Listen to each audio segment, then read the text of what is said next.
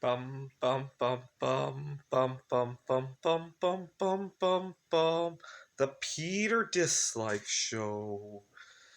Bum bum bum bum bum bum bum.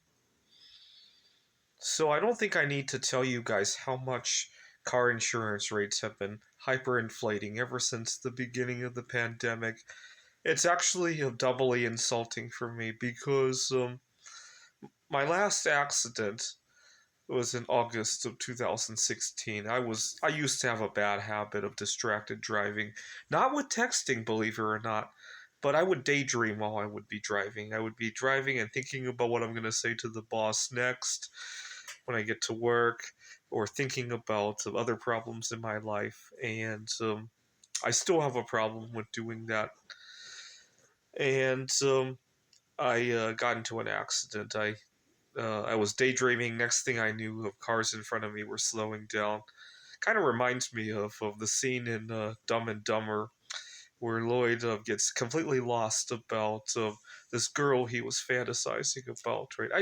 I've had daydreams that look just like that while driving.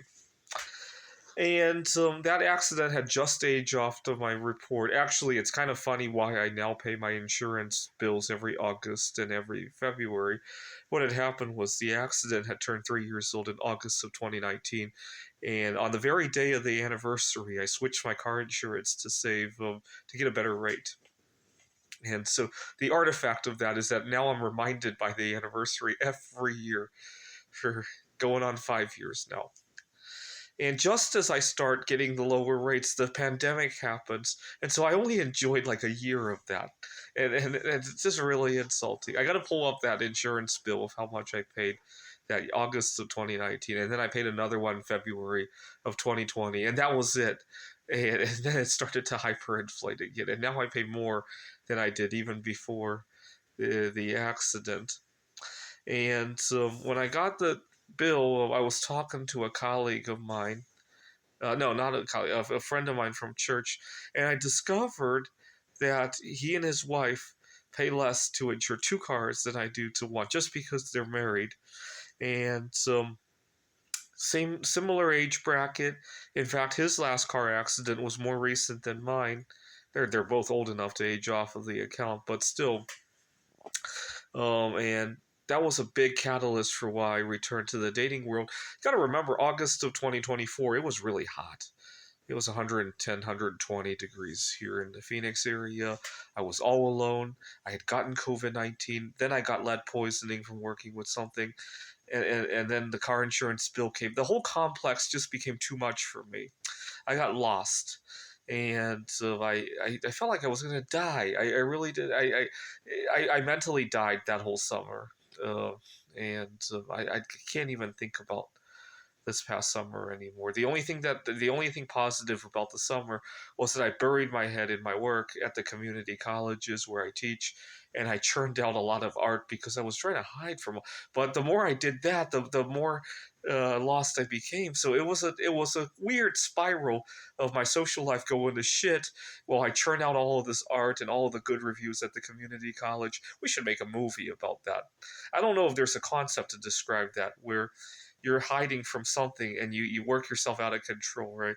But that's what happened last summer until I met this friend, and when he told me about his car insurance, it's really insulting, right?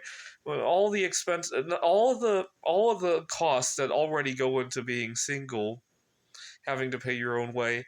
Like for example, next semester I teach at Glendale, Arizona, Apache Junction, Arizona, 40 miles apart from each other. If there were two of us sharing our incomes together, we could live in much better situations, right? Certainly wouldn't have to put up with. Right now, my landlord is kind of being absentee. I mean, she lives with us, but she's dragging her feet about making repairs. We had some water damage in the home. Thank God the windows can open, right? Otherwise, there might be mold or something like that. Thank God I'm also moving out next week.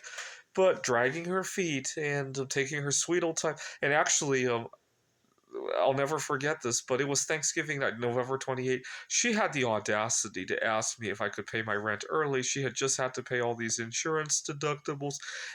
You got to keep in mind, we're walking on bare concrete, no repair in sight, and torn out carpet, and she has the audacity to not only ask for the rent but to ask for it early.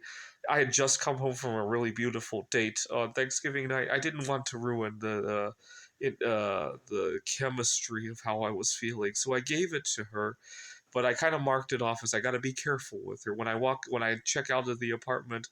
Make sure to take good photographs, document things, keep it in writing. I might not have done that had she not been did what she did this past week. So maybe it wasn't a terrible loss, but it just goes to show her true colors.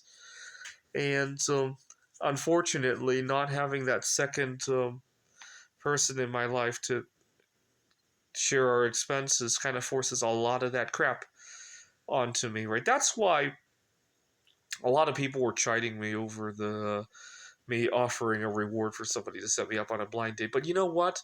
The alternative is worse, right? And it's I've already networked with a lot of people. Chances are, when I get my car insurance premium in February, I'll have to pay that one on my own too. But you know what? I'm on my way to getting there at least, right? And I'll probably feel a lot less bad when I get, unless the insurance premium is like double what it was 6 months ago. I'm not going to feel nearly as bad anymore, right? This is the Peter Dislike Show. Bum bum bum bum bum bum bum bum bum bum bum bum. The Peter Dislike Show. Bum bum bum bum bum bum bum.